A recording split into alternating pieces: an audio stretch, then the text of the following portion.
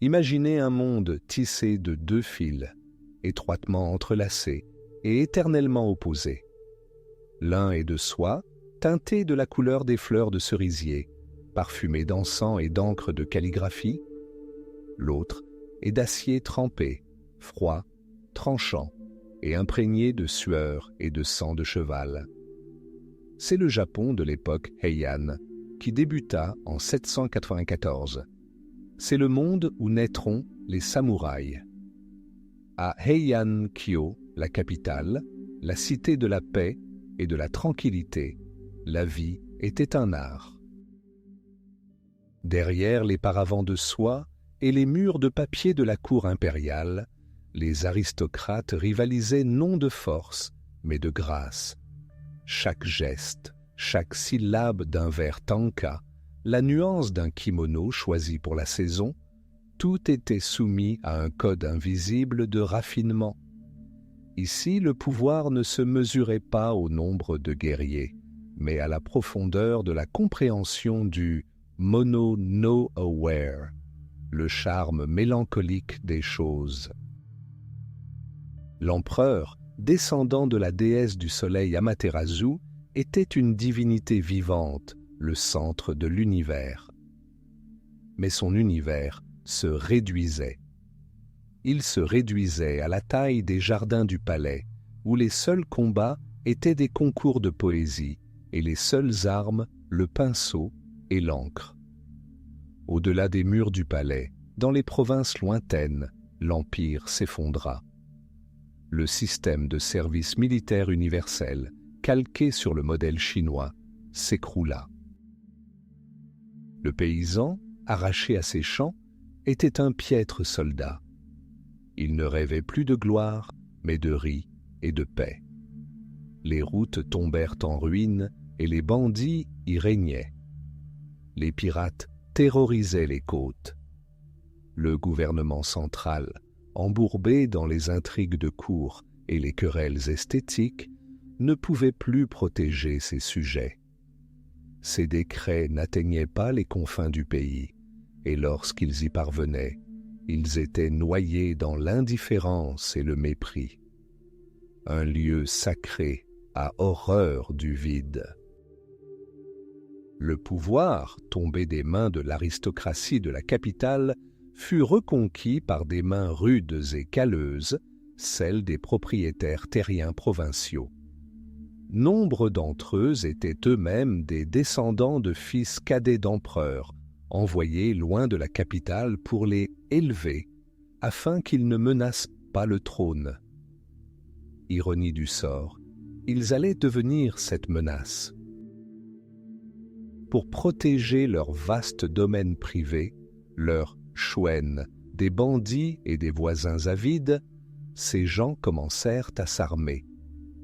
Ils rassemblèrent autour d'eux des groupes de fidèles, membres de leur famille, serviteurs, fermiers, prêts à troquer leur houx contre des épées en échange de patronage et de terre. Ainsi naquit une nouvelle classe. On ne les appelait pas encore samouraïs au sens habituel du terme. On les appelait bushi, hommes d'armes.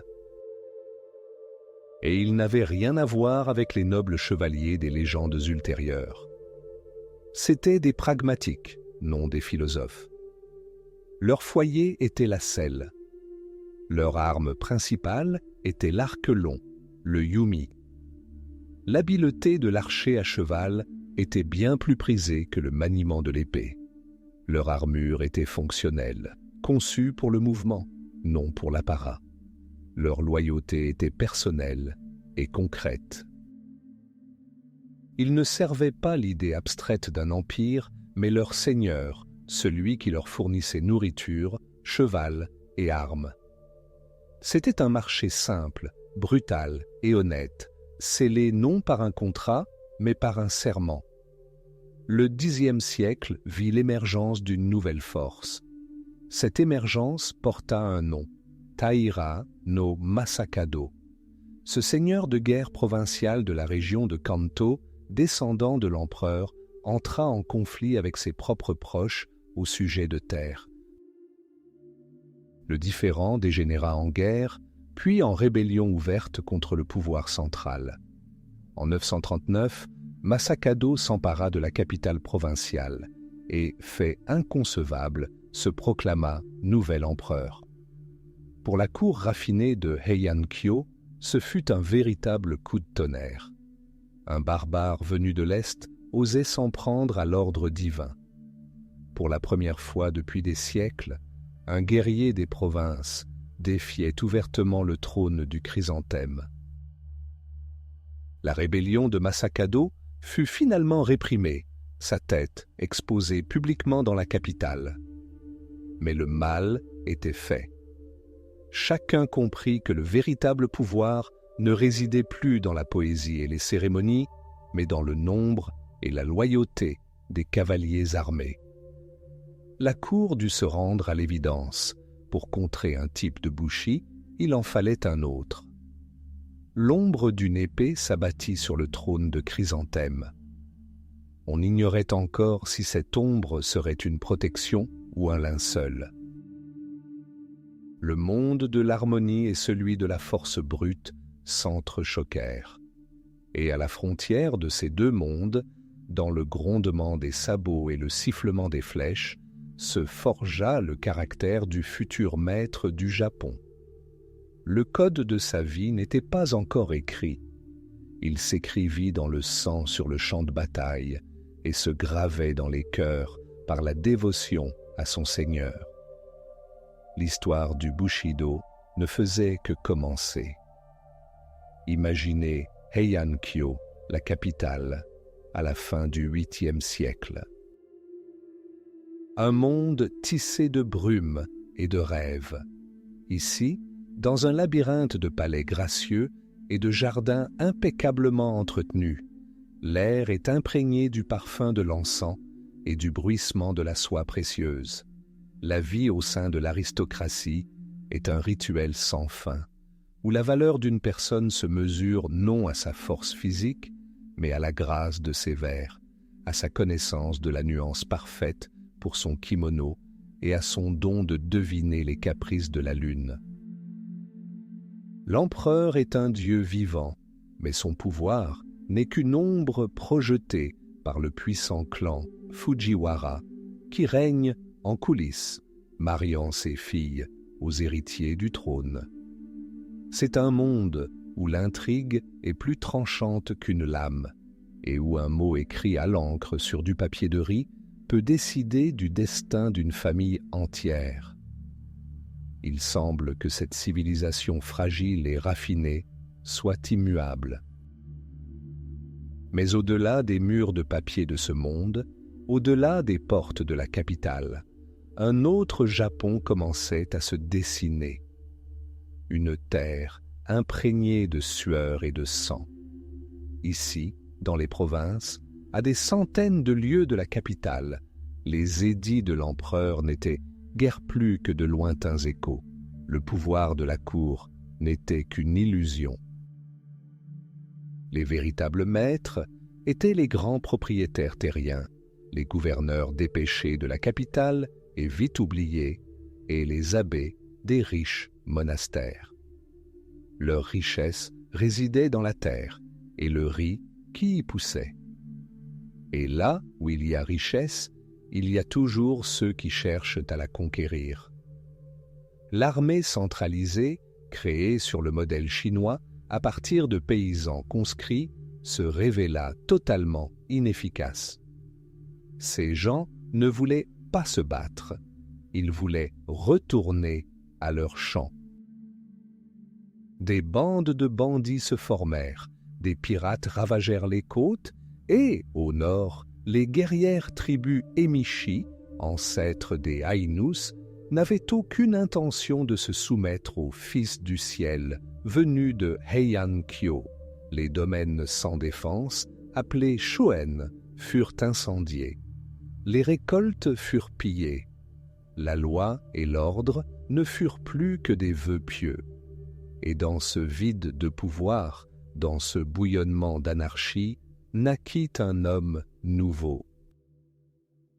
il n'écrivait pas de poèmes sur les cerisiers en fleurs. Sa main ne maniait pas un pinceau, mais la poignée d'une épée. Il ne cherchait pas l'illumination dans la contemplation. Il la trouva dans la corde de son arc tendue à son maximum. Il se moquait des rangs à la cour. Seul comptait pour lui la loyauté envers son seigneur, celui qui lui avait donné des terres, un cheval et des armes. Ils se nommaient eux-mêmes Buzi, peuple de guerre.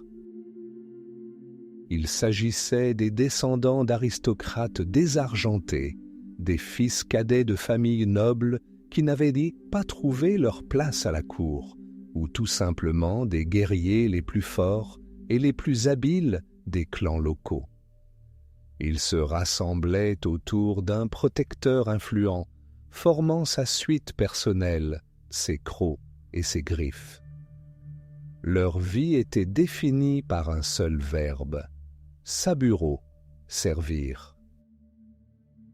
De ce mot, de cette idée de dévouement total et personnel, naîtrait plus tard le nom qui résonnerait à travers le monde, samouraï.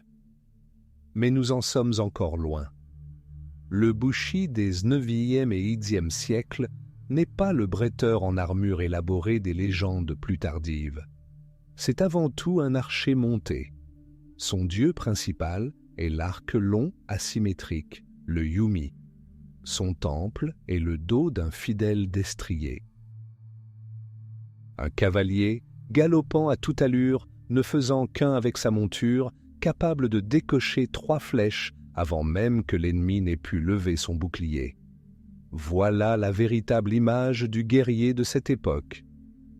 Son armure, le yoroi, est encore légère et souple, lui permettant une grande liberté de mouvement. Et en bandoulière, courbée comme un croissant, se trouve la longue épée, le tachi. Ce n'est pas encore son arme principale.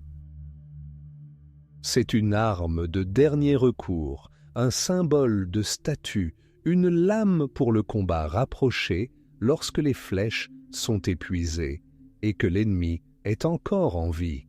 Ses armées privées, ses confréries de guerriers liés par des serments de loyauté, devinrent la seule véritable force dans les provinces.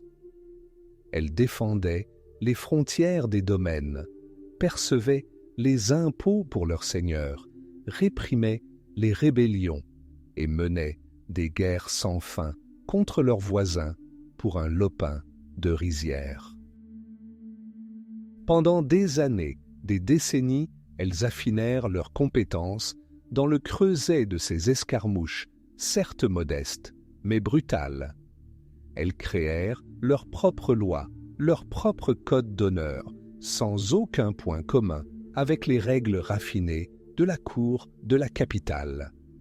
Ici, ce qui importait, ce n'était pas la grâce, mais le courage. Non pas les sous-entendus, mais le coup direct. Non pas la lignée, mais la capacité de survivre et de vaincre. Les aristocrates de Heian-kyo, au départ, méprisaient ces provinciaux rustres. Ils les qualifiaient de barbares de l'Est, dédaignant leurs mains calleuses et leurs visages burinés. Ils les utilisaient comme de vulgaires instruments, les engageant pour réprimer les rébellions ou régler leurs propres différends lorsque les intrigues s'avéraient insuffisantes. Ils ne comprenaient pas qu'en encourageant la création de ces armées privées, ils bâtissaient de leurs propres mains une force qui, un jour, se retournerait contre eux. Chaque escarmouche à la frontière, chaque flèche décochée sur un bandit, chaque campagne contre les émichis, tout cela forgeait le caractère de cette nouvelle classe. Tandis que la cour de la capitale s'enfonçait peu à peu dans le rituel et la poésie, aux confins de l'Empire, une force se développait, guidée par la loyauté, le devoir et le combat. Les lames forgées dans le chaos des guerres provinciales, acquéraient une volonté propre, et leur acier froid projetait déjà une ombre sur les toits dorés de la capitale. Une ombre qui, au XIe siècle, commencerait à s'épaissir en un nuage d'orage, prêt à déchaîner une tempête qui changerait à jamais le visage du Japon. XIIe siècle. Japon. L'époque Heian vit ses derniers jours, empreint de grâce et de fragilité. À Kyoto, la capitale, les aristocrates de la cour composent de la poésie, participent à des concours de calligraphie et se consacrent à des rituels, se coupant peu à peu des dures réalités du pays. Et dans les provinces, à travers de vastes étendues, une nouvelle force émerge, une force forgée d'acier, de discipline et de sang. Ce sont les samouraïs, des guerriers. Deux clans dominent tous les autres, tels deux sommets montagneux voués à s'affronter. Il s'agit des Taira et des Minamoto. Leur histoire est marquée par une rivalité aussi ancienne et amère qu'un saké vieilli. Les Taira, dont les bannières rougeoyaient, comme le soleil couchant, étaient des politiciens hors pair, capables de s'infiltrer au cœur même de la cour impériale. Les Minamoto, arborant des bannières blanches, couleur de pureté et de protection divine, étaient des guerriers dans l'âme, leur force résidant dans l'épée et la loyauté de leurs vassaux. Les premiers signes de trouble retentirent au milieu du siècle. La rébellion de Hogen en 1156, puis celle de Heiji en 1160. Il ne s'agissait pas encore de guerres à grande échelle, mais plutôt de coups d'État brutaux au sein du palais, où les clans de samouraïs se révélèrent être la force décisive. Dans ces affrontements, les Rouges sortirent victorieux. Les Taira, menés par leur brillant et impitoyable chef, Kiyomori, écrasèrent les Minamoto. Les chefs de clan furent exécutés. Leurs enfants, semblait-il, étaient condamnés. Taira no Kiyomori atteignit un sommet de puissance qu'aucun guerrier avant lui n'avait osé imaginer. Il ne se contenta pas d'influencer l'empereur, il devint lui-même une puissance. Il maria sa fille à l'empereur et plaça son propre petit-fils, le jeune empereur Antoku, sur le trône. Ce samouraï, originaire des provinces, devint le véritable dirigeant du Japon. Ses guerriers patrouillaient dans les rues de la capitale, ses fonctionnaires occupaient des postes clés.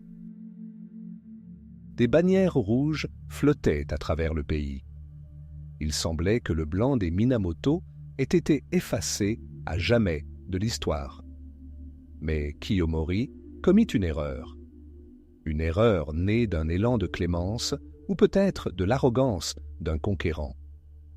Il épargna plusieurs fils du chef Minamoto qu'il avait tués. Parmi eux se trouvait un garçon de 13 ans, nommé Yoritomo. Il ne fut pas exécuté, mais exilé dans la province reculée d'Izu. Pendant 20 longues années, Minamoto no Yoritomo vécut sous surveillance, loin du pouvoir et de la gloire. Il cultivait la terre, étudiait les textes bouddhistes et se maria. Mais derrière le masque de l'humble exilé se cachait un esprit froid et calculateur qui n'oubliait rien et ne pardonnait rien. Il attendait, il nourrissait des griefs, il apprenait. L'heure fatidique sonna. En 1180, un prince de sang impérial, humilié par le pouvoir absolu des Taira, publia un décret appelant tous les guerriers fidèles au trône, et en premier lieu, le clan Minamoto, à prendre les armes contre les usurpateurs. Cet appel fut l'étincelle qui mit le feu aux poudres. Yoritomo hissa l'étendard blanc. À travers tout le pays, les samouraïs mécontents du règne des Taira commencèrent à affluer vers lui. La guerre qui allait devenir la guerre de Genpei commença 5 années de feu, d'acier et de trahison qui allaient changer à jamais le Japon. Yoritomo fut rejoint par son jeune frère, dont il ignorait presque tout. Il s'appelait Yoshitsune. Tandis que Yoritomo était stratège et homme politique, Yoshitsune était né pour la guerre. Audacieux, charismatique, maître des attaques éclairs et des solutions non conventionnelles, il mena les armées Minamoto de victoire en victoire, écrasant à maintes reprises les forces Taira, pourtant supérieures en nombre. Le point culminant fut atteint en 1185. Dans l'étroit détroit de Shimonoseki, près de la ville de Dan-no-ura, 2 flottes s'affrontèrent. Du clan Taira, jadis tout-puissant, il ne restait plus que des centaines de navires, sur les ponts desquels se trouvaient leurs meilleurs guerriers, leurs femmes, leurs enfants et le jeune empereur Antoku lui-même, paré de ses insignes impériaux. Ce fut leur ultime combat. Au début, la bataille tourna à l'avantage des Taira. Leurs marins expérimentés tirèrent profit du courant, faisant pleuvoir des flèches sur les navires Minamoto. Mais alors, un événement que les chroniqueurs qualifieraient de volonté divine se produisit. La marée changea, le vent tourna. Les navires Minamoto chargèrent. La bataille dégénéra en un massacre sanglant sur les ponts. Les bannières blanches pressaient les rouges. Lorsque l'issue devint inévitable, la tragédie finale se déroula sur le vaisseau amiral des Taira. Pour empêcher que les insignes sacrés et l'empereur divin ne tombent aux mains de l'ennemi, la veuve de Kiyomori prit dans ses bras son petit-fils de 8 ans, l'empereur. « Il y a une capitale sous les flots, » lui dit-elle, et elle s'avança dans les eaux tumultueuses du détroit. De nombreux autres samouraïs Taira et leurs épouses la suivirent. Ils choisirent la mort plutôt que la honte de la captivité. Le clan Taira, qui avait régné sur le Japon, cessa d'exister en un seul jour. La guerre était terminée. Les Minamoto avaient triomphé. Yoritomo était devenu l'homme le plus puissant du pays. Mais il avait tiré les leçons de son ennemi, Kiyomori. Il ne se rendit pas à Kyoto pour se perdre dans les intrigues de cour. Au contraire, loin de la capitale, dans la petite ville de Kamakura, il établit son propre quartier général, son propre gouvernement.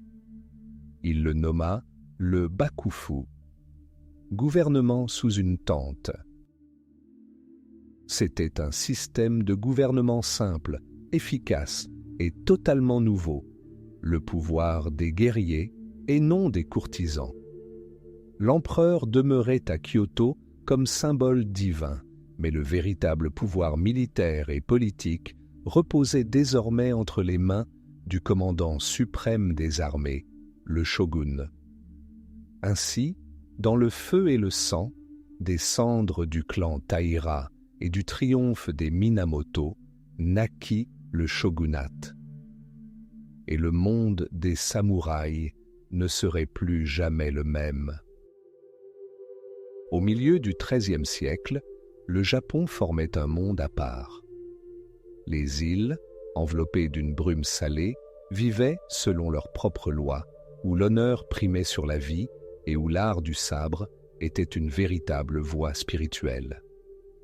Les samouraïs, l'élite de la nation, perfectionnaient leur art lors de duels ritualisés et de guerres locales. Leur monde était prévisible, leur ennemi clairement identifié. Ils ignoraient qu'au-delà des mers, sur le continent, une puissance étrangère à leur conception de l'honneur avait vu le jour. Une puissance qui ne faisait aucune distinction entre guerriers et paysans, entre châteaux et villages. Cette puissance s'appelait l'Empire mongol. Le petit-fils de Gengis Khan Le grand Khan Kubilai, après avoir achevé la conquête de la Chine, tourna son regard vers l'Orient. Il ne recherchait pas la gloire, mais des vassaux. Des émissaires exigeant la soumission arrivèrent à Kamakura, capitale du shogunat, mais le régent, Hojo Tokimun, jeune et inflexible, donna toujours la même réponse, le refus. Les derniers émissaires furent exécutés pour avoir défié l'empire le plus puissant que le monde ait jamais connu. La réponse ne tarda pas. À l'automne 1274, l'horizon au large de Kyushu s'assombrit. Ce n'étaient pas des nuages, mais des mâts.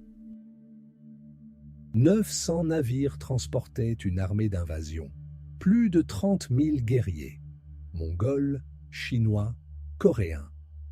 C'était une armée d'un genre nouveau, une armée multinationale soudée par une discipline de fer, où marins coréens, ingénieurs chinois et cavaliers mongols agissaient comme un seul organisme.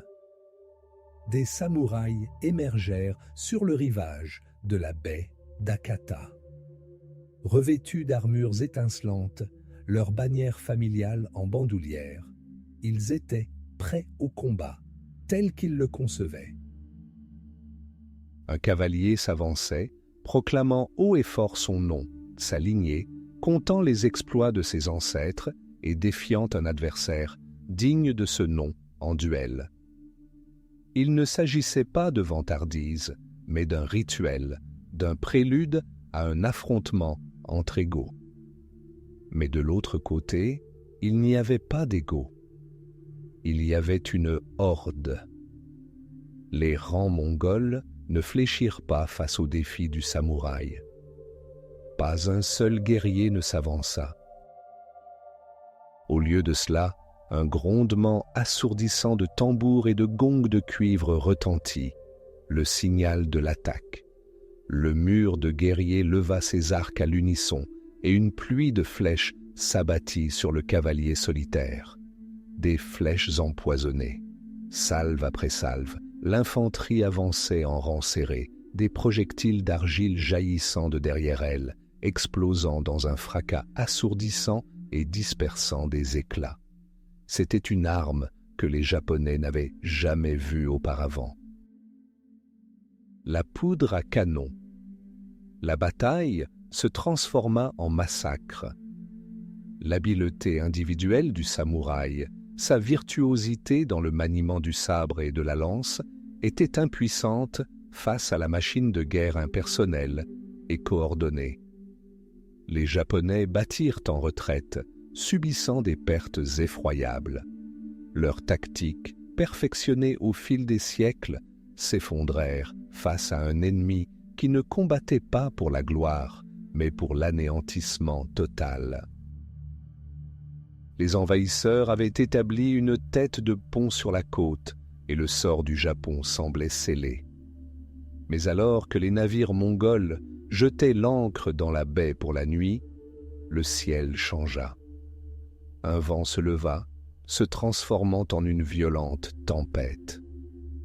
Les vagues projetaient les navires pateaux à fond plat les uns contre les autres, brisant rames et mâts. Au matin, un tiers de la flotte gisait au fond, où s'était échoué. Ayant perdu des milliers de soldats non pas sous les coups de l'épée, mais à cause des éléments, les Mongols démoralisés embarquèrent sur les navires survivants et prirent la mer. Le Japon était sauvé. Mais chacun comprenait. Ce n'était qu'un répit. Il reviendrait. Pendant les 7 années suivantes, les îles devinrent une forteresse. Sous l'égide du shogunat, une mobilisation sans précédent fut mise en œuvre. Sur toute la longueur de la baie d'Akata, sur plusieurs kilomètres, les Japonais érigèrent un mur de pierre, le Genko Borui. Ce mur, bas d'environ 2 mètres seulement, suffisait à stopper la cavalerie et à contraindre l'infanterie à descendre de cheval sous le feu des archers. Les samouraïs évoluèrent également. Tirant les leçons de leurs erreurs, ils adoptèrent les tactiques ennemies. Ils formèrent des escadrons, apprirent à coopérer, abandonnant les duels d'honneur au profit de la dure nécessité de survivre.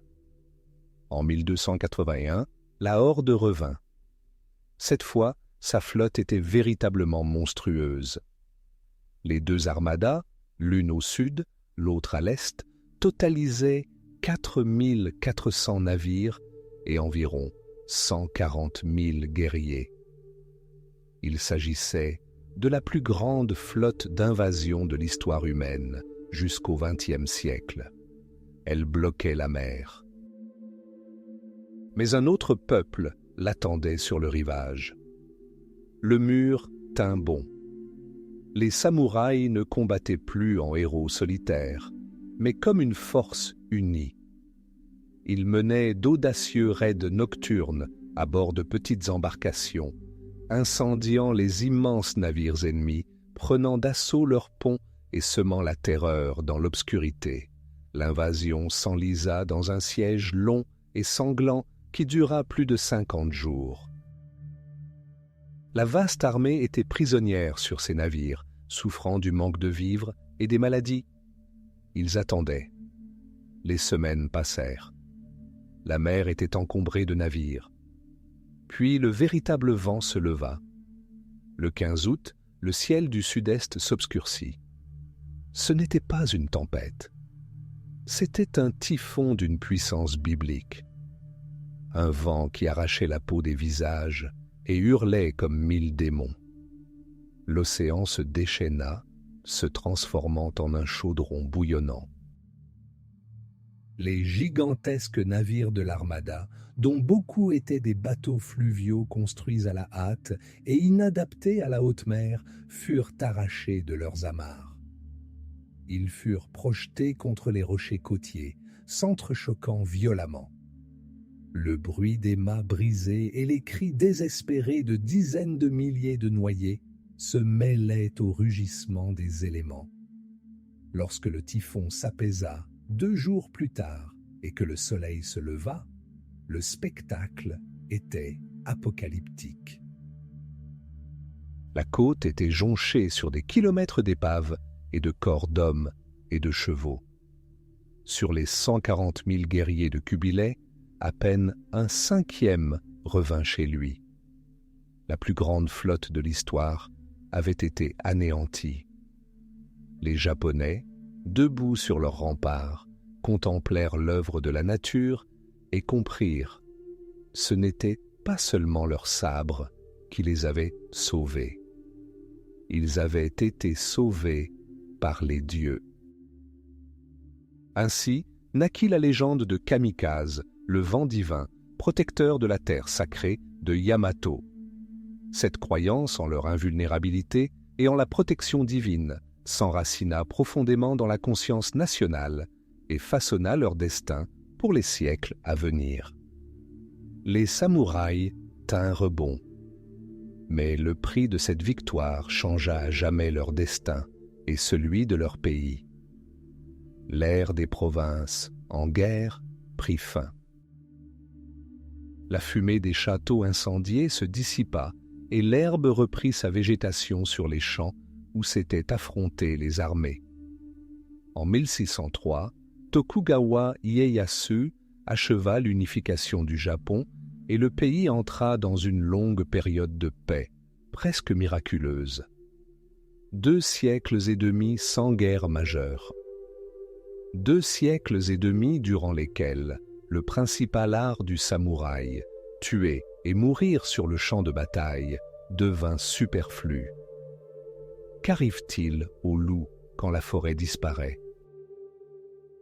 Qu'arrive-t-il aux guerriers quand la guerre prend fin?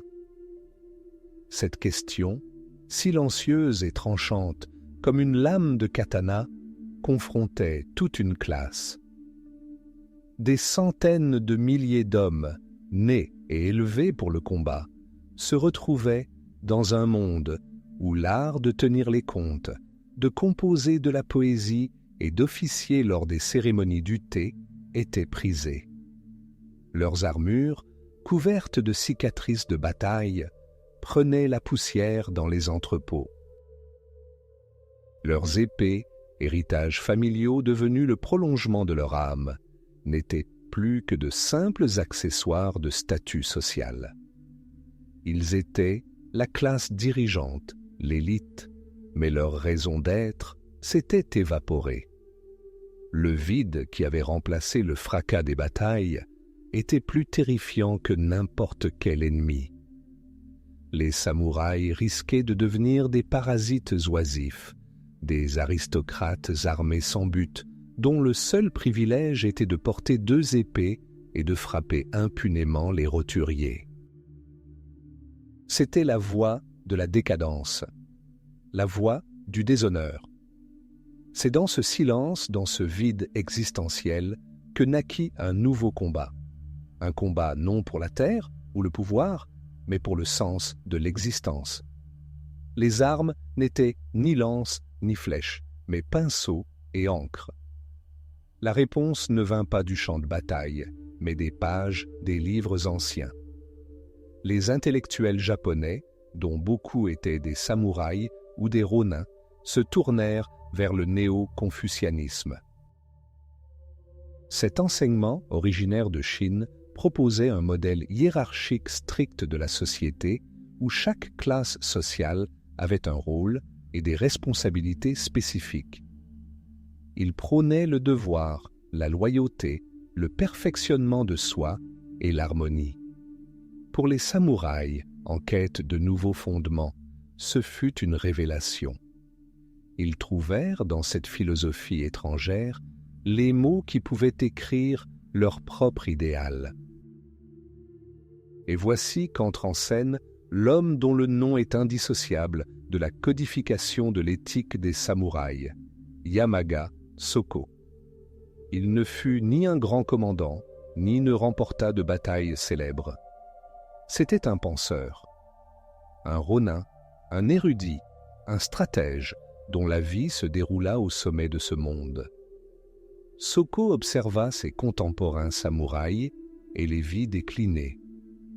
Il voyait des dandys plus préoccupés par l'élégance de leur kimono que par le perfectionnement de leur esprit. Il voyait des fonctionnaires embourbés dans les intrigues. Il voyait une classe qui avait oublié sa raison d'être. Et Yamaga Soko décida de le leur rappeler. Dans ses œuvres, telles que L'entraînement de base du guerrier et La voie du guerrier, il a révolutionné les mentalités. Il affirmait que la mission du samouraï ne disparaît pas en temps de paix. Elle se complexifie et prend une importance accrue. Un guerrier, selon Soko, doit être plus qu'un simple spécialiste de la violence. Il doit incarner une norme morale et éthique pour toute la société. Les paysans cultivent le riz, les artisans créent des objets, les marchands pratiquent le troc. Et quelle est la fonction d'un samouraï qui ne combat pas? Sa fonction est d'être l'incarnation vivante du devoir, de la justice, de la maîtrise de soi et de l'honneur. D'être un exemple à suivre pour tous. Il écrivit que la voie du guerrier ne se résume pas à une simple volonté de mourir. C'est avant tout une vie consciente. Chaque action, du lever au coucher du soleil jusqu'à la révérence au Seigneur, doit être empreinte de sens et de dignité. Un samouraï se doit d'être instruit, aussi versé en poésie et en histoire qu'en tactique militaire. Il doit être frugal, honnête en affaires et absolument dévoué à son devoir. Soko a su distiller l'éthique brutale et sanglante du guerrier de l'époque des guerres civiles en un système philosophique raffiné.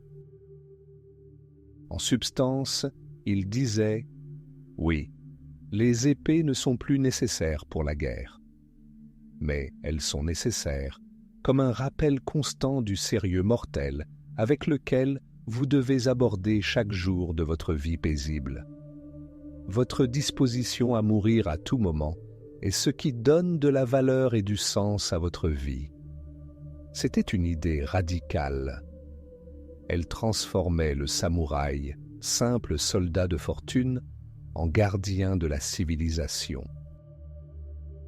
Elle lui donnait un nouvel objectif, un nouveau combat, une lutte quotidienne contre ses propres imperfections.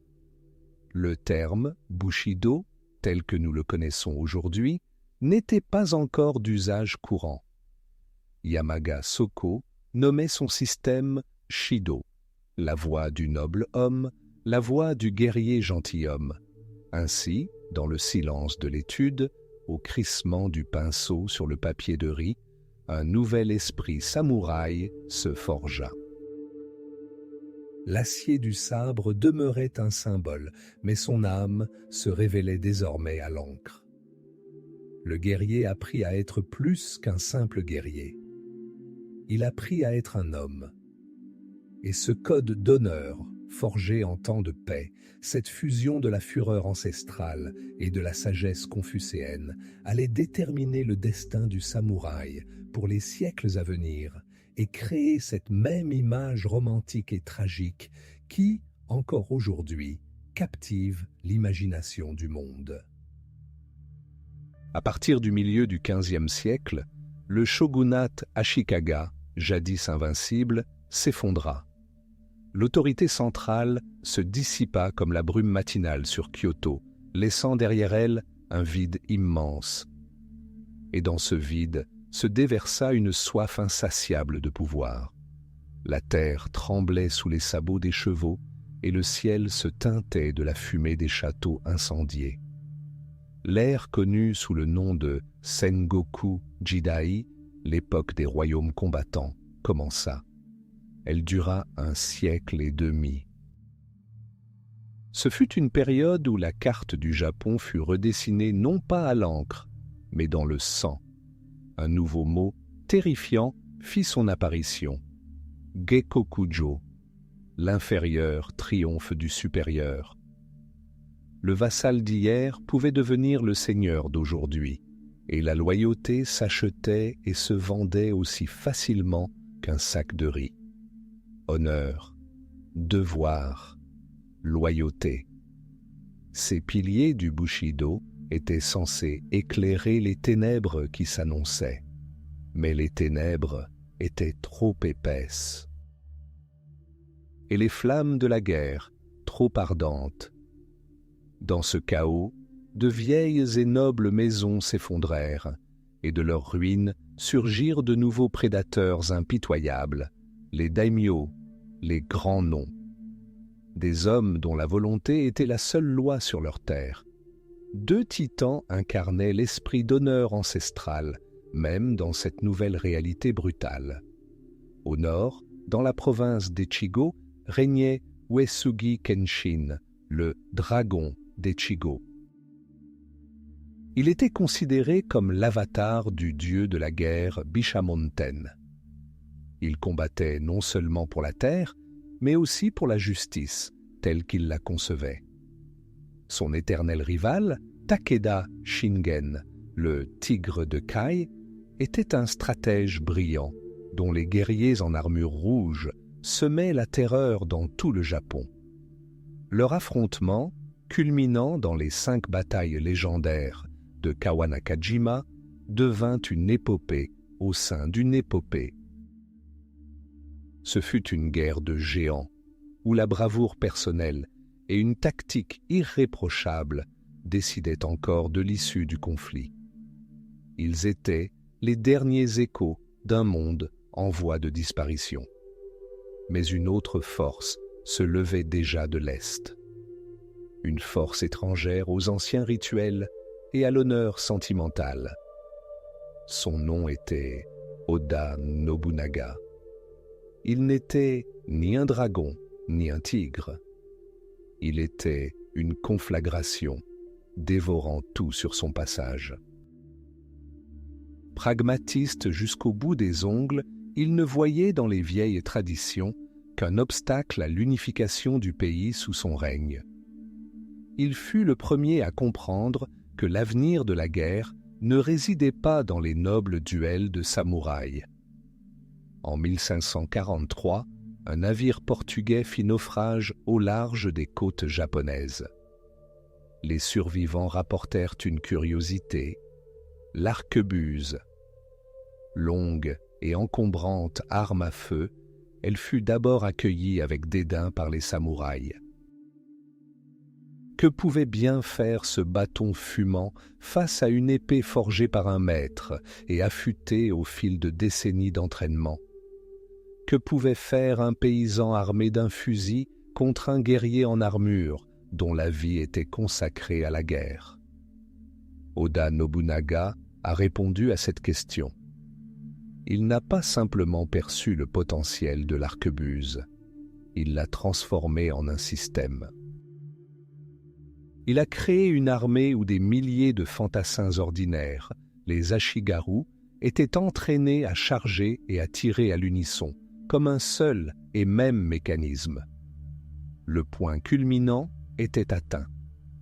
C'est ici, en 1575, sur les champs détrempés de Nagashino, que l'ancien monde se heurta de front au nouveau.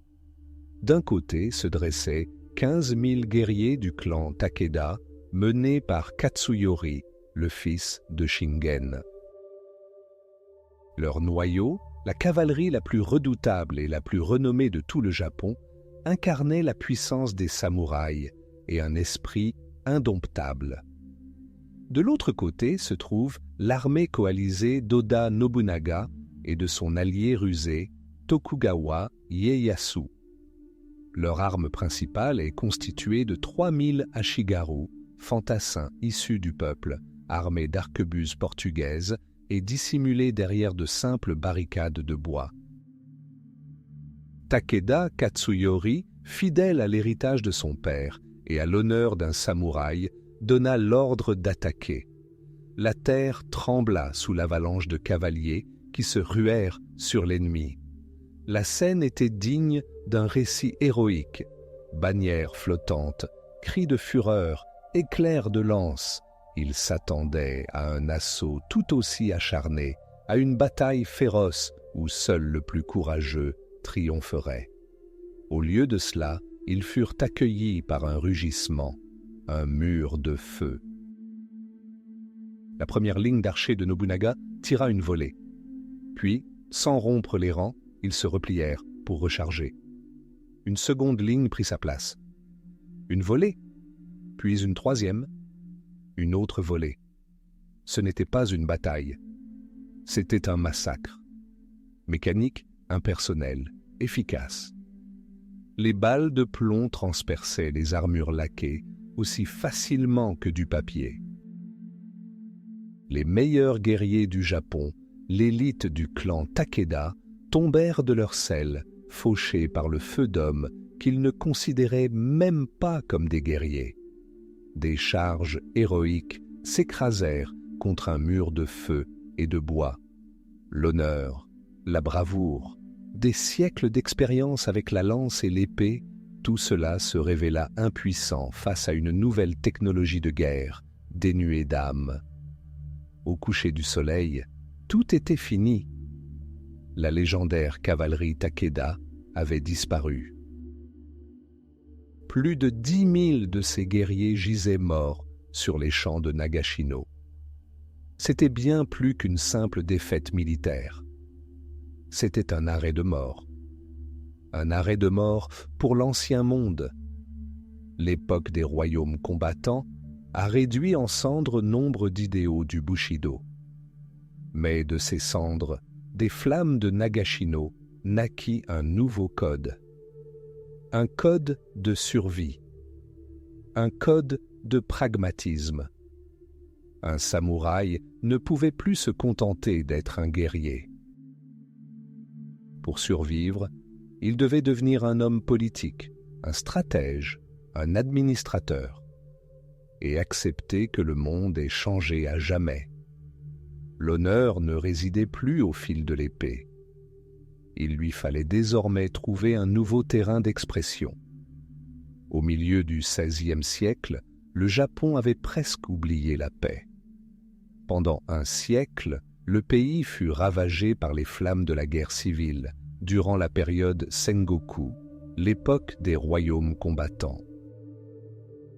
Des daimyos ambitieux, seigneurs féodaux, déchirèrent les terres de l'archipel comme des lames ancestrales fendent la soie. Mais de ce chaos émergèrent trois figures, trois dragons, destinés à refonder la nation dans le creuset de la guerre. Le premier fut Oda Nobunaga, cruel, brillant, intolérant envers la tradition. Il ne négociait pas, il imposait ses conditions. Il ne demandait pas la loyauté, il l'exigeait sous peine de mort. Ses ennemis le surnommaient le seigneur démon du sixième ciel, et il ne cherchait pas à les dissuader. Son armée, la première au Japon à être armée en masse d'arquebuses, enchaînait les victoires, balayant châteaux et clans qui se dressaient sur son chemin vers son grand dessein. Tenka Fubu, réunir l'Empire céleste sous une seule épée. En 1582, son rêve était presque devenu réalité. 33 des 66 provinces du Japon s'étaient déjà ralliées à sa cause.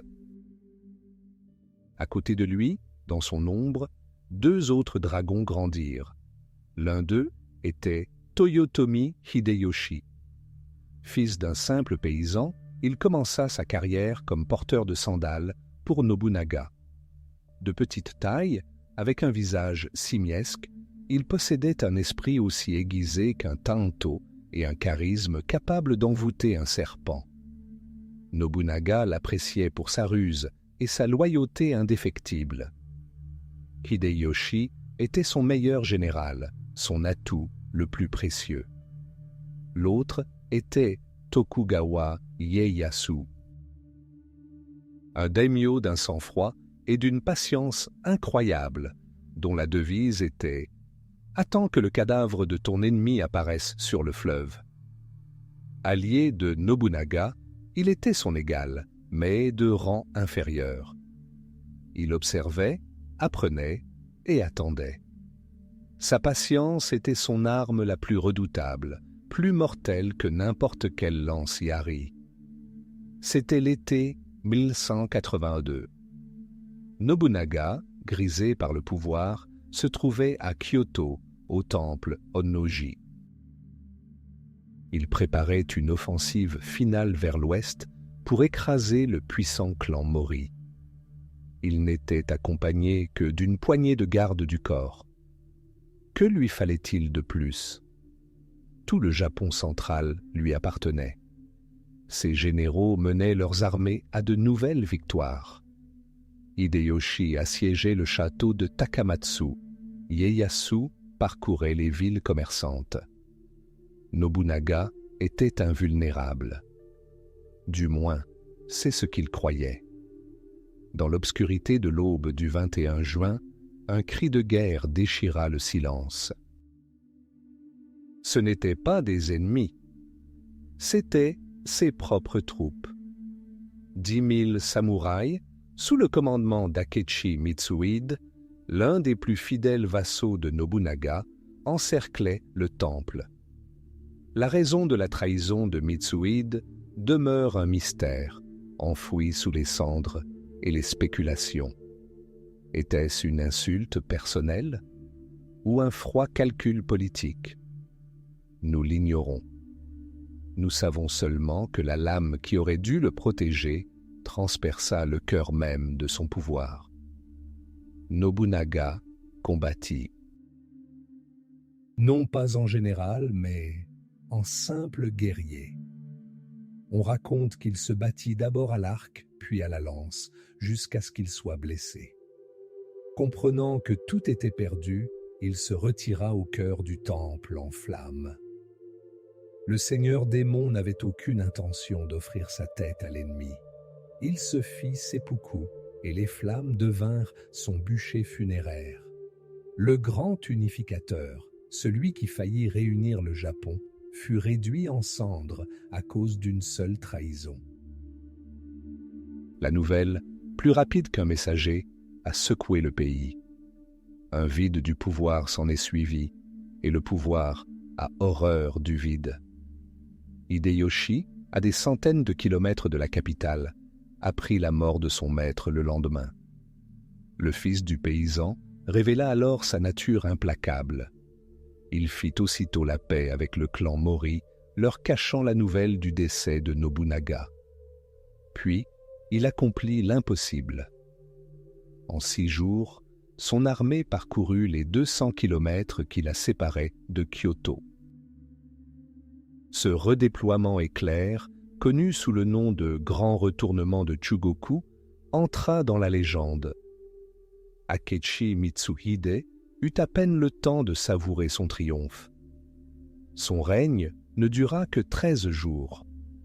Lors de la bataille de Yamazaki, l'armée d'Hideyoshi, consumée par la vengeance pour son seigneur, mit en déroute l'armée du traître. Mitsuhide lui-même fut tué par des paysans lors de sa fuite. La vengeance était accomplie. Et qu'advint-il d'Ieyasu? La nouvelle de la mort de Nobunaga le prit par surprise.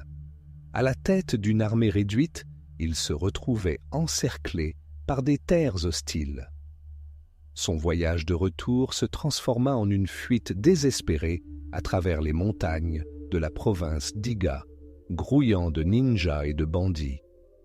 Il survécut miraculeusement grâce à la loyauté de ses vassaux et à sa propre prudence. De retour sur ses terres, il laissa passer l'occasion. Le premier dragon était tombé. Il avait payé de son sang le prix de ses ambitions. Mais sa mort ne replongea pas le Japon dans le chaos. Au contraire, elle servit de catalyseur. Hideyoshi, ayant vengé son seigneur, reprit les armes et hérita de son épée. Il devint le nouveau centre du pouvoir. Et Ieyasu? Ieyasu continuait d'observer et d'attendre. La lutte pour l'héritage de Nobunaga ne faisait que commencer. L'unification exigeait un nouveau prix et les 2 dragons restants étaient prêts à le payer. Chacun à sa manière. Le sang et la boue de Sekigahara séchèrent. En 1600, lorsque la brume se dissipa sur le champ de bataille jonché des corps de dizaines de milliers de guerriers, ce n'était pas seulement une bataille qui prenait fin. C'était un siècle, le siècle du pays en guerre. Le vainqueur, Tokugawa Ieyasu, ne se tourna pas vers le passé, mais vers l'avenir. Il comprit qu'il ne suffisait pas de vaincre l'ennemi. Il devait anéantir toute possibilité de nouvelle guerre.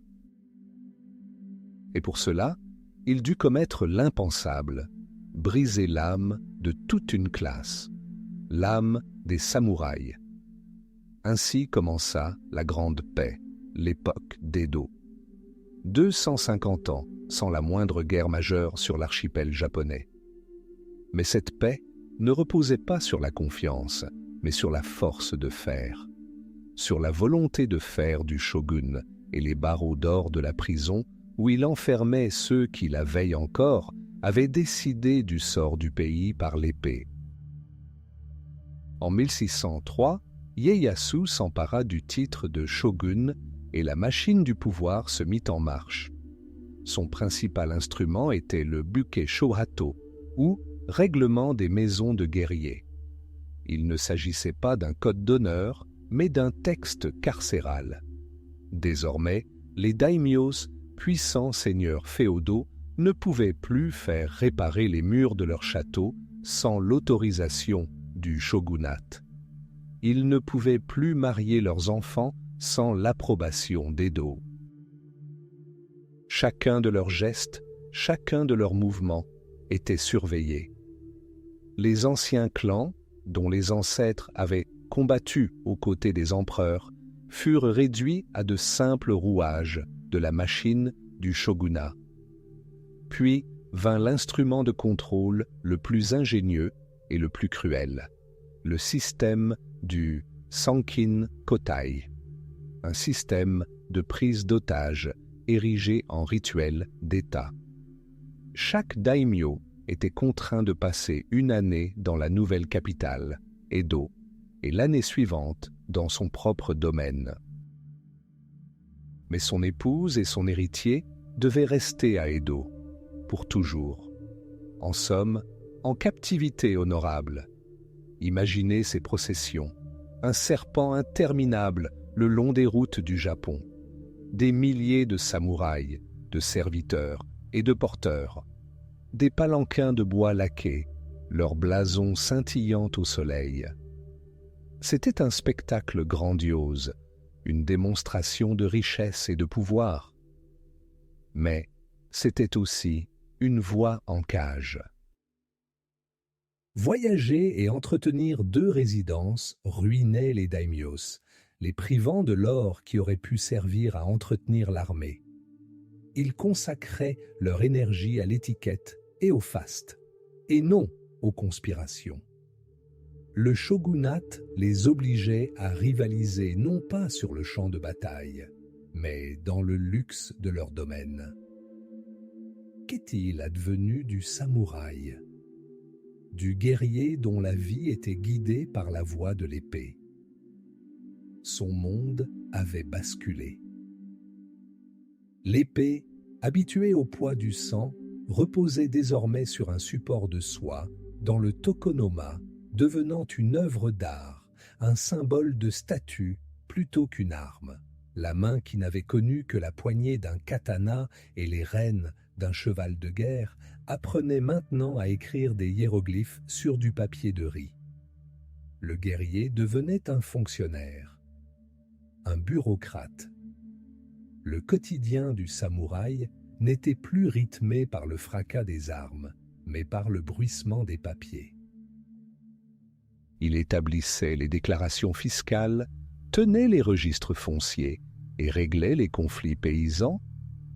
Son énergie, sa discipline, sa loyauté, tout ce qui faisait de lui le guerrier idéal était désormais consacré au maintien d'un ordre inébranlable. Le Bushido, le code du guerrier, commença à se transformer. D'un ensemble de règles pour le champ de bataille, il évoluait en une doctrine éthique pour les fonctionnaires. La loyauté envers le Seigneur ne signifiait plus être prêt à mourir pour lui au combat, mais mener ses affaires avec une rigueur irréprochable. C'était une époque de paradoxe. Les samouraïs occupaient le sommet d'une hiérarchie sociale rigide, dominant paysans, artisans et marchands. Ils portaient 2 sabres, symbole de leur droit exclusif à la violence. Pourtant, il leur était interdit d'y recourir. Ils formaient une élite, mais leur solde, une simple ration de riz, ne parvenait souvent pas à suivre la hausse des prix imposés par les marchands sans scrupules qu'ils méprisaient. Nombre de guerriers s'endettèrent auprès d'usuriers, perdant ainsi leur dernier refuge, l'indépendance économique. Mais ce nouveau monde ne convenait pas à tous. Des milliers de samouraïs, ayant perdu leur maître lors de guerres récentes, devinrent des ronins, des hommes des vagues. Des errants sans maître, sans but, dotés d'une seule compétence, tuer.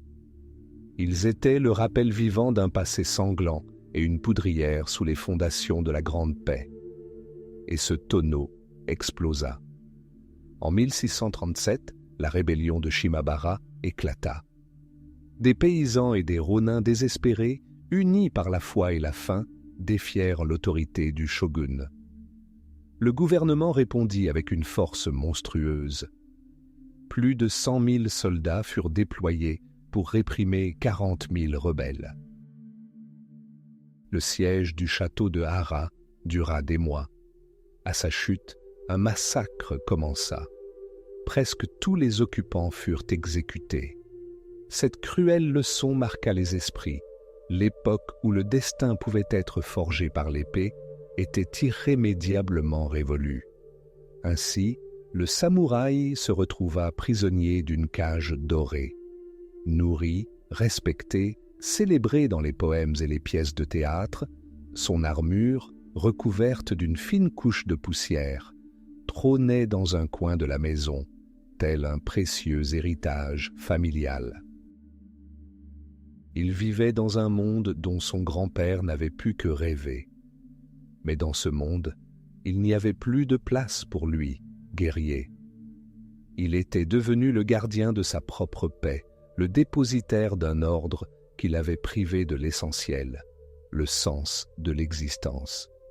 Et contemplant ses sabres, il se demanda peut-être pour la première fois, qu'est-ce qui est le plus dangereux pour un guerrier ? Une guerre qui pourrait le tuer ou une paix qui le rend inutile.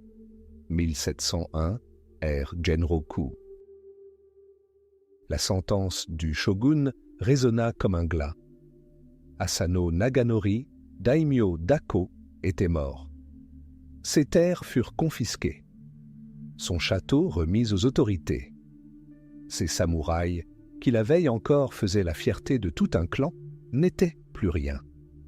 Ils étaient devenus des ronins, des guerriers sans maître, des vagues dans un océan immense. Selon la loi du shogunat, la justice avait triomphé. Asano avait dégainé son épée à l'intérieur même du palais impérial, un crime passible d'une seule peine, le seppuku. Mais pour ses vassaux, la justice avait été bafouée. Kira Yoshinaka, l'arrogant fonctionnaire dont les insultes avaient plongé leur seigneur dans le désespoir, était resté en vie et indemne. Il n'avait même pas reçu un avertissement. Le Bushido, code d'honneur du guerrier, exigeait vengeance. La loi du shogunat l'interdisait. Les 300 ronins étaient confrontés à un choix cornélien. La loyauté envers la mémoire de leur seigneur ou l'obéissance à l'autorité suprême, l'honneur ou la vie.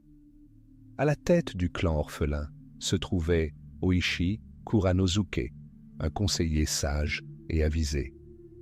Il comprenait qu'une attaque immédiate contre Kira, dont le domaine d'Edo était gardé comme une forteresse, serait suicidaire, futile et insensée. Kira attendait l'attaque.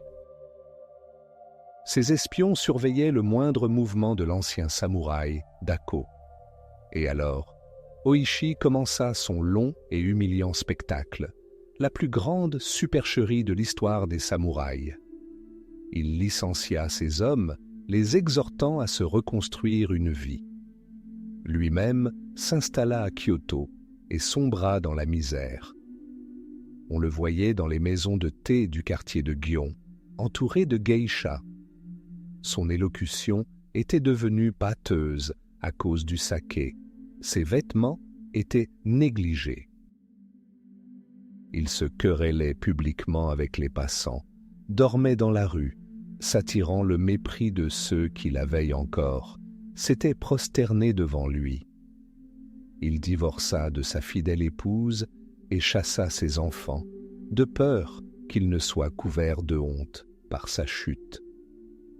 Les espions de Kira firent leur rapport à leur seigneur avec diligence. La menace avait disparu.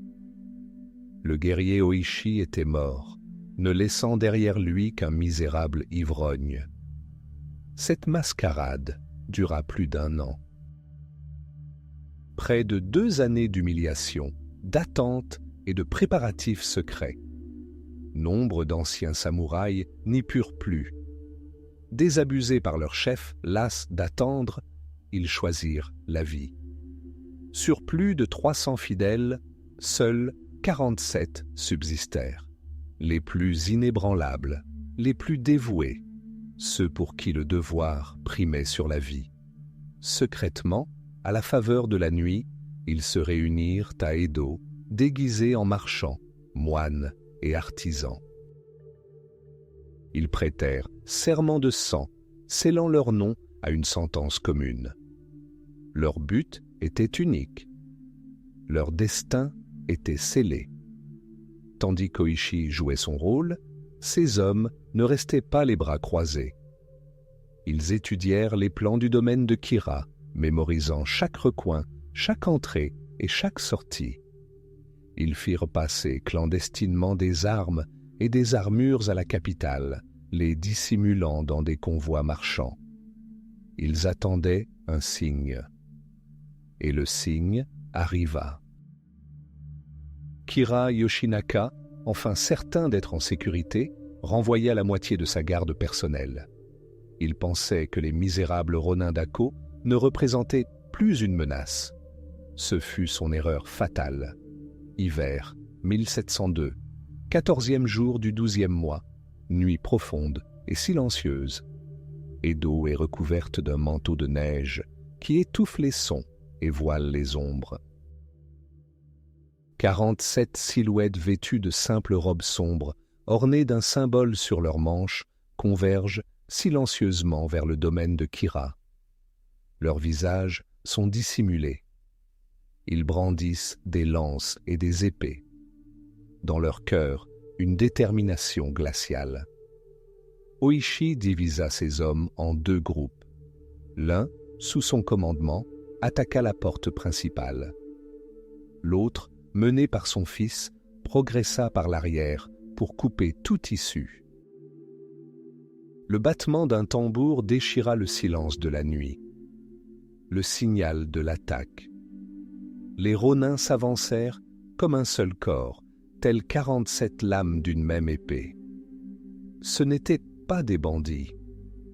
Avant l'assaut, ils avaient envoyé un messager à leurs voisins, expliquant qu'ils n'étaient pas des brigands, mais des guerriers venus se venger, et qu'aucun mal ne serait fait aux civils. La bataille au domaine fut brève et féroce. Les gardes de Kira, pris par surprise, se battirent avec acharnement, mais ils n'affrontaient pas seulement des guerriers. Ils étaient confrontés à un idéal, l'idéal de justice rétablie. Les Ronins agissaient à l'unisson et sans pitié. Ils ne recherchaient pas la gloire, ils poursuivaient un seul but. Mais Kira restait introuvable. Ils fouillèrent chaque recoin, chaque pièce. Son lit était encore chaud, mais vide. Un instant, on crut qu'il avait fui.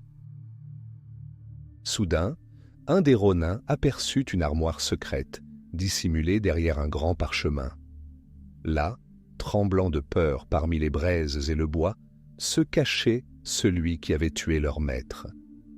Ils le traînèrent à la lumière. Oishi Kuranosuke s'agenouilla devant lui avec le plus grand respect. Il s'adressa à Kira en l'appelant par son titre complet et lui expliqua le but de leur visite. Il lui offrit la mort honorable, digne d'un samouraï, le seppuku. Il lui présenta même le poignard avec lequel leur seigneur Asano s'était tranché le ventre. Mais Kira Yoshinaka resta muet, paralysé par la terreur. Il n'avait pas le courage de mourir avec dignité. Voyant sa lâcheté, Oishi donna l'ordre. La tête de Kira fut tranchée d'un seul coup. La vengeance était accomplie. Après avoir éteint toutes les lumières pour éviter un incendie, les 47 Ronins quittèrent le domaine. Ils traversèrent la ville au petit matin en formation, se dirigeant vers le temple Sengakuji où reposait leur seigneur. En tête, ils portaient la tête de leur ennemi au bout d'une lance. Les habitants d'Edo, réveillés par la nouvelle, s'écartèrent silencieusement devant ce funeste cortège, les observant avec un mélange de crainte et d'admiration. Sur la tombe d'Asano, ils lavèrent la tête de Kira dans le puits et la déposèrent en offrande finale, leur devoir accompli. Il ne leur restait plus qu'à attendre le verdict du shogun. Ils avaient transgressé la loi de l'État, mais étaient restés fidèles à la loi de l'honneur. Et tout le Japon, retenant son souffle, attendait de voir laquelle de ces lois prévaudrait. 250 ans. Pendant un quart de millénaire, le Japon fut un monde à part. Un jardin clos où le temps s'écoulait selon ses propres lois. Le shogunat Tokugawa, après avoir instauré la paix d'une main de fer, coupa le pays du reste du monde. La politique du Sakoku, ou pays enchaîné, transforma les îles en une forteresse impénétrable. Seule une minuscule fenêtre sur Nagasaki, le comptoir néerlandais de Dejima, reliait cette civilisation au reste de la planète. Pour les samouraïs, dont la vie était rythmée par la loyauté envers leur seigneur et les rituels, le monde au-delà des mers était une abstraction, une légende, quelque chose qui ne pouvait atteindre ni leur sabre, ni leur honneur, ni leur vision de l'univers. Mais le monde extérieur n'était pas resté immobile. Il avait acquis la puissance de la vapeur, forgé une nouvelle génération d'armes à feu et construit des navires qui n'avaient ni plus besoin du vent. Et ce monde se déplaçait vers l'est. Le 8 juillet 1853, la paix de la baie d'Edo fut brisée. 4 navires apparurent à l'horizon. Mais il ne s'agissait pas des jonques marchandes habituelles, ni des élégants voiliers européens. C'étaient les Kurofune, les navires noirs. Leurs coques, noircies par le goudron, ressemblaient à des forteresses flottantes et leurs cheminées crachaient une épaisse fumée grasse dans le ciel limpide du Japon, le souffle de machines inconnues. Le plus monstrueux était qu'ils avançaient contre le vent, fendant les vagues avec une force surnaturelle et terrifiante. Pour les pêcheurs et les samouraïs des gardes-côtes, c'était un spectacle infernal. Des démons venus d'outre-mer. L'escadre était commandée par le commodore Matthew Perry, envoyé du 13e président des États-Unis, Millard Fillmore. Il portait une lettre et un ultimatum. Ces navires, armés de 63 canons modernes, jetèrent l'ancre face à la capitale, à proximité immédiate du château du shogun. Les autorités japonaises, suivant un protocole séculaire, encerclèrent l'escadre à bord de petites embarcations et exigèrent que les barbares se retirent sur Nagasaki, le seul endroit où ils étaient autorisés à dialoguer. La réponse de Perry fut froide et sans équivoque. Il ne remettrait la lettre du président qu'en personne au plus haut représentant. Toute tentative d'expulsion par la force se heurterait à la force. Et pour le démontrer, ses canons tirèrent une salve. À blanc. Mais le grondement qui résonna à travers Edo était plus éloquent que tous les mots. Il parlait le langage universel de la poudre et de l'acier. Le shogunat était paralysé. Tout le système du Bushido, tout le code du guerrier reposait sur l'idée de valeur personnelle et la volonté de mourir pour son seigneur au combat. Mais comment affronter un ennemi hors de portée de votre lame? Comment préserver son honneur quand votre adversaire peut incendier votre capitale depuis la sécurité des eaux? Les conseillers du shogun étaient divisés. Certains, les Yoi, réclamaient à corps et à cri la nécessité de chasser les barbares. Mourir, certes, mais pour protéger la terre sacrée de la profanation. Ils en appelaient à l'esprit du samouraï, à l'honneur, à la tradition. D'autres, les Kaikoku, contemplaient les cheminées fumantes et comprenaient « la guerre serait suicidaire ». Ils voyaient un gouffre entre les lances de bambou et les canons rayés. Ils préconisaient la retraite pour gagner du temps, étudier l'ennemi et, un jour, égaler sa force. Le shogun, affaibli et malade, était incapable de prendre une décision. Pour la première fois en 2 siècles et demi, le Bakufu fit appel à tous les daimyos, tous les princes du pays, pour obtenir leur avis. Ce geste même constituait une démonstration de faiblesse inouïe. Il montrait à tout le Japon que le souverain suprême, le premier des guerriers, était désemparé. Perry, ayant obtenu la lettre, n'attendit pas de réponse. Il se comporta comme un brillant psychologue. Il annonça qu'il reviendrait dans 1 an pour avoir une réponse.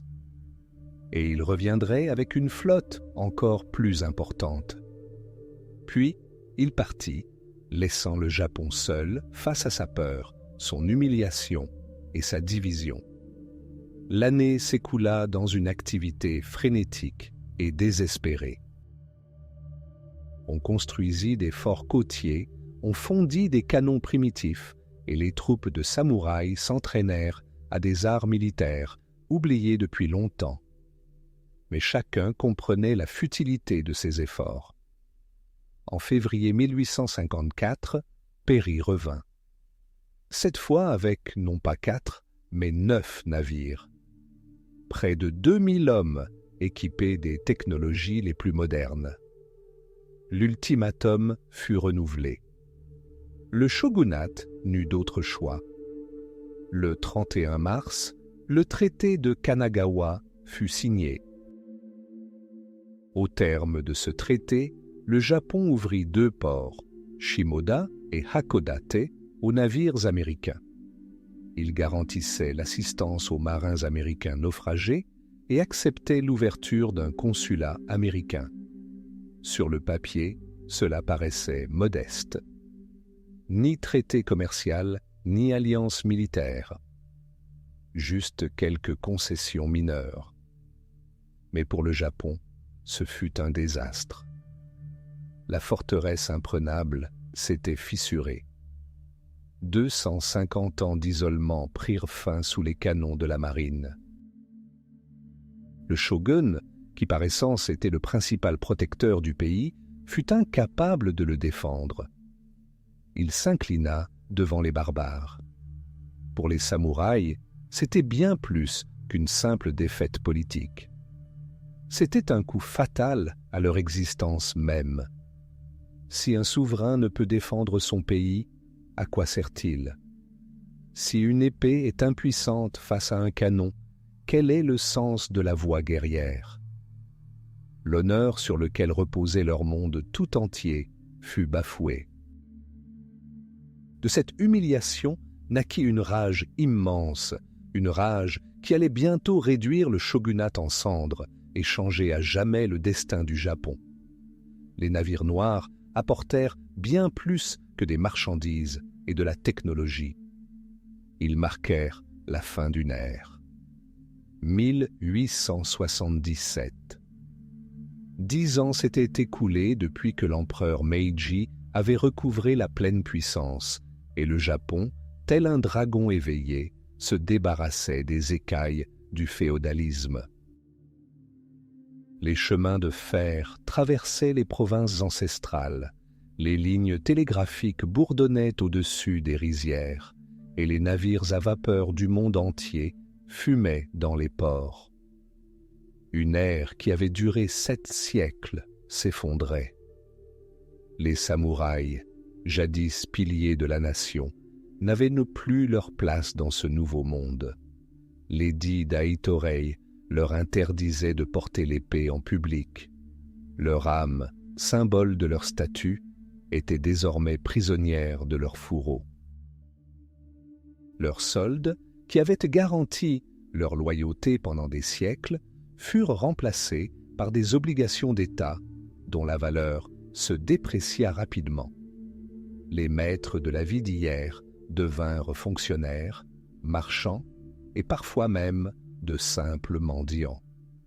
Mais tous n'étaient pas prêts à accepter la situation.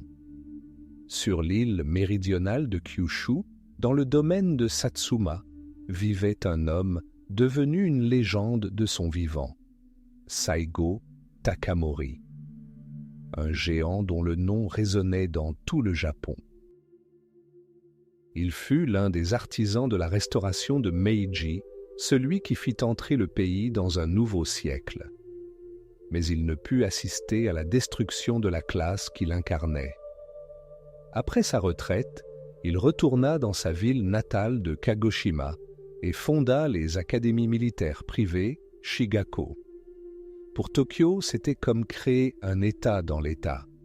Des dizaines de milliers d'anciens samouraïs affluèrent à Saigo.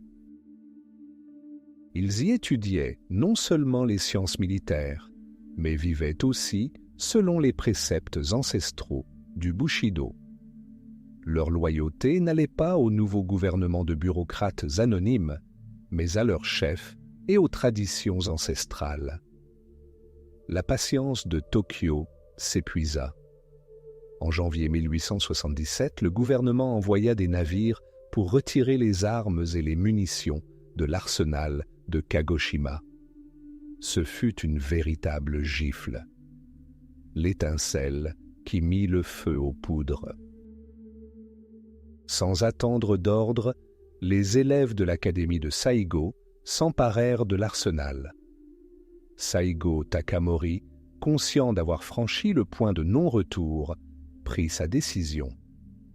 Il mena son armée vers le nord, en direction de Tokyo. Son intention n'était pas de renverser l'empereur, auquel il restait farouchement loyal, mais de remettre en question le gouvernement qui, à ses yeux, avait trahi l'esprit du Japon. C'était une marche fantomatique. Des dizaines de milliers de guerriers, vêtus d'armures traditionnelles, armés d'épées et de vieux arquebuses, défilaient dans une neige jamais vue à Kyushu. Face à eux, le gouvernement impérial alignait une armée nouvelle. Une armée recrutée parmi les paysans et les citadins, habillés d'uniformes occidentaux, entraînés par des instructeurs européens et armés des derniers fusils Krupp et de mitrailleuses Gatling à tir rapide. Le premier bastion sur le chemin des samouraïs fut la forteresse de Kumamoto. Une petite garnison de 4000 soldats de l'armée impériale résista à un siège de 50 jours contre des forces supérieures. Les remparts ancestraux, qui auraient dû s'effondrer sous l'assaut des plus braves guerriers du Japon, tinrent bon. Le temps jouait en faveur des rebelles. La bataille décisive eut lieu au col de Tabaruzaka. Pendant 17 jours et 17 nuits, sous une pluie battante et dans une boue gluante, l'Ancien et le Nouveau Monde s'affrontèrent dans un combat à mort. Les attaques désespérées des samouraïs, leur légendaire maîtrise du sabre, leur bravoure inhumaine, tout fut anéanti par la discipline implacable et le feu nourri de l'armée régulière. Le claquement des katanas dans l'air fut couvert par le grondement de l'artillerie. Ici, dans ces collines, la rébellion de Satsuma fut mortellement blessée. Une longue et pénible retraite vers le sud commença. L'armée de Saigo s'amenuisait de jour en jour. Poursuivis, affamés et à court de munitions, les samouraïs livrèrent une bataille d'arrière-garde, mais l'issue était inévitable. En septembre, il ne restait plus que 500 guerriers sur les dizaines de milliers qu'ils avaient constitués. Ils étaient encerclés sur la colline de Shiroyama, dominant leur ville natale, Kagoshima. Une armée impériale de 30 000 hommes leur faisait face.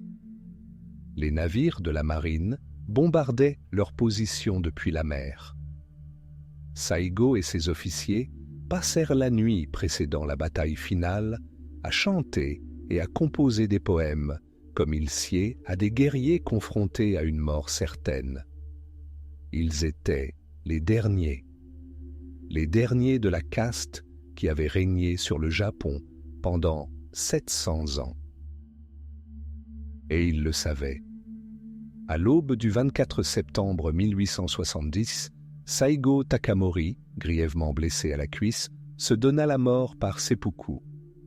Son fidèle compagnon, conformément au rituel, mit fin à ses souffrances d'un seul coup d'épée. Les samouraïs survivants, témoins de la mort de leur chef, dégainèrent leurs lames et lancèrent leur assaut final contre les positions hérissées de baïonnettes et de mitrailleuses. Ce n'était pas une bataille pour la victoire. C'était un rituel. L'acte final et sanglant du code du Bushido qui se déroulait sur la scène de l'histoire. En quelques minutes, tout était fini. Le soleil d'un jour nouveau se leva sur la colline de Shiroyama, illuminant les corps des derniers samouraïs. L'ère des guerriers s'achevait. L'ère des soldats commençait. Et le mythe du dernier samouraï entamait à peine son voyage vers l'éternité. L'ère des samouraïs ne s'acheva pas dans le fracas d'une bataille finale, ni dans le cliquetis des épées brisées. Elle s'acheva discrètement, presque banalement, au son des plumes signant des décrets. En 1868, avec le début de la restauration de Meiji, le Japon fit un bond en avant audacieux vers l'avenir. Et dans cet avenir, imprégné d'odeurs de charbon et d'huile de machine, il n'y avait plus de place pour les guerriers d'antan.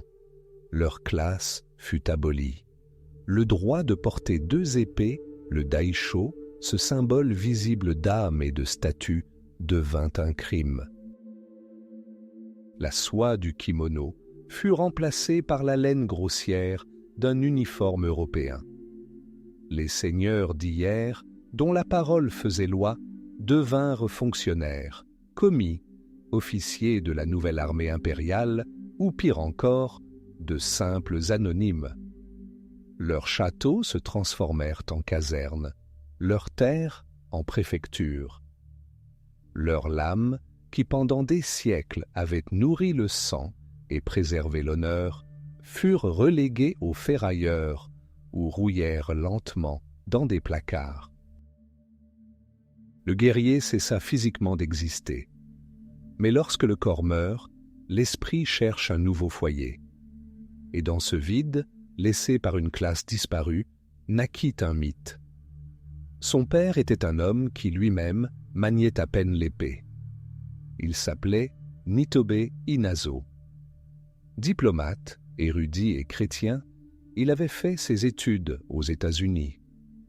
Au tournant du XXe siècle, afin d'expliquer les fondements moraux de son pays à ses amis occidentaux, il écrivit un court ouvrage.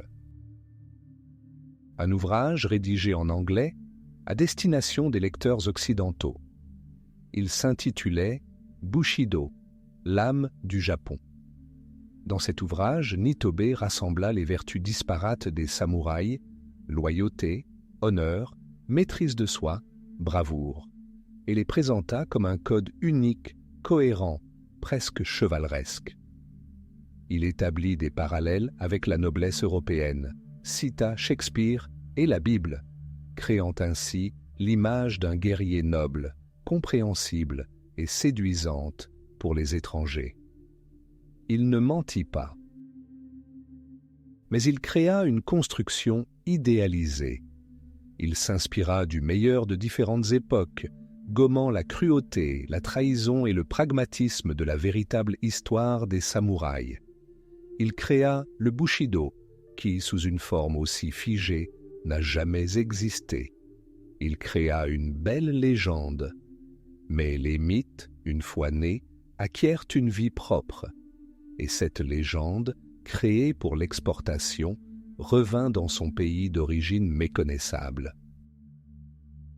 Dans le Japon militarisé des années 1920 et 1930, l'idée d'un code spirituel guerrier unifié se révéla un outil précieux. L'idée de Nitobe fut reprise, refondue, expurgée de vertus gênantes comme la compassion et la justice et transformée en un culte absolu du devoir. Devoir non pas envers un seigneur, non pas envers un clan, mais envers la nation, incarnée par la figure de l'empereur. Le Bushido, d'abord réflexion philosophique, se mua en code d'honneur militaire. L'honneur devint synonyme d'obéissance aveugle, le courage, d'acceptation de mourir au premier ordre.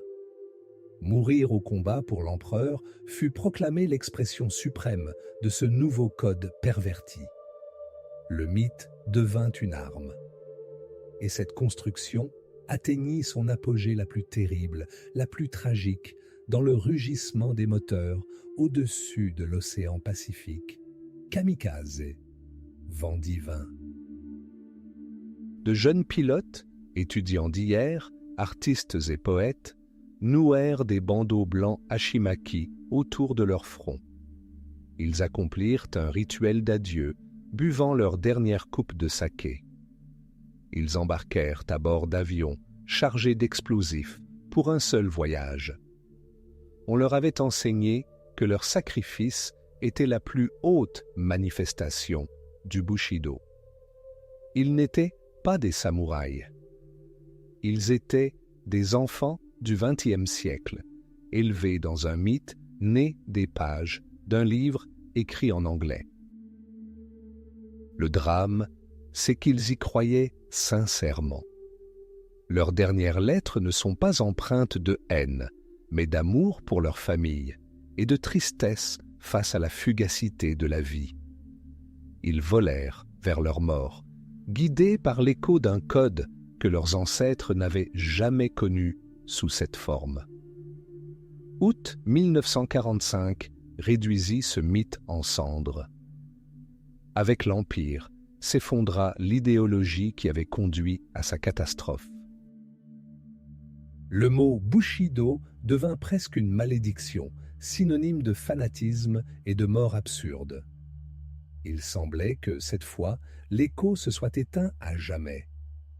Mais le phénomène ne s'est pas éteint. Il a simplement changé de forme. Dans le miracle économique japonais de l'après-guerre, l'ombre du samouraï a renaît sous un jour inattendu, celui du salaryman, l'employé de bureau. Loyauté indéfectible à l'entreprise jusqu'à la mort, une vie entière au service d'un seul maître. Travailler 12 heures par jour, symbole de force et d'autodiscipline. Solidarité de groupe où les intérêts de l'entreprise priment sur les intérêts personnels. L'honneur de l'entreprise à défendre au prix de son propre temps et de sa santé. L'épée n'a pas été transformée en soc de charrue, mais en mallette. Le champ de bataille a cédé la place à la salle de réunion.